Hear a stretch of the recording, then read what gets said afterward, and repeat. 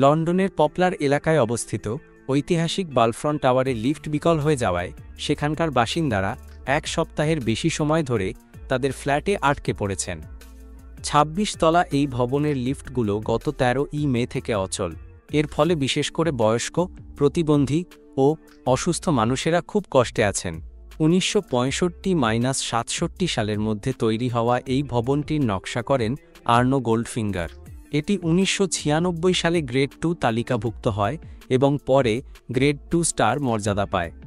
বর্তমানে এটি way of life নামক একটি কোম্পানি চালায়। বাসিন্দাদের অভিযোগ, লিফট খারাপ থাকায় তারা খাবার, ওষুধ ও অন্যান্য দরকারি জিনিস আনতে পারছেন না। উঁচু তলায় থাকা বাসিন্দাদের জন্য সিঁড়ি ব্যবহার করা খুবই কঠিন ও বিপজ্জনক।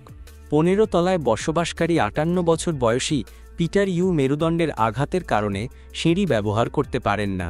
তিনি জানান, গত এক সপ্তাহ ধরে তিনি ফ্ল্যাট থেকে বের হতে পারেননি, এমনকি তার কুকুরটিও বাইরে যেতে পারেনি।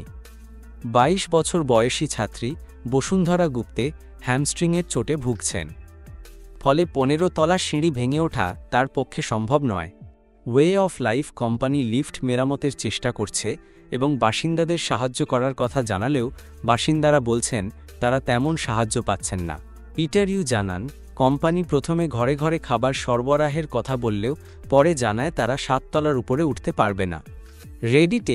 রেডিট পোস্ট করার পরে অনেকে সাহায্য করতে চেয়েছেন, কিন্তু ভবন ব্যবস্থাপনার একজন প্রতিনিধি পোস্টটি মুছে ফেলতে বলেন, না হলে তাদের সদিচ্ছা চলে যাবে বলে হুমকি দেন। এই পরিস্থিতি থেকে বাঁচতে কিছু প্রস্তাব দেওয়া হয়েছে। ১. দ্রুত লিফট মেরামতের জন্য বিশেষজ্ঞ টিম আনা উচিত। ২. বয়স্ক ও প্রতিবন্ধী বাসিন্দাদের জন্য খাবার ও ওষুধ সরবরাহ করা উচিত। ৩. বাসিন্দাদের সাথে নিয়মিত যোগাযোগ করে তাদের পরিস্থিতি জানানো উচিত। ৪.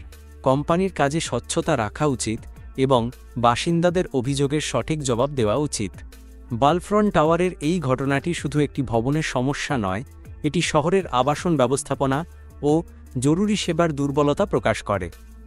ভবিষ্যতে এমন ঘটনা এড়াতে কর্তৃপক্ষের দ্রুত ব্যবস্থা নেওয়া উচিত।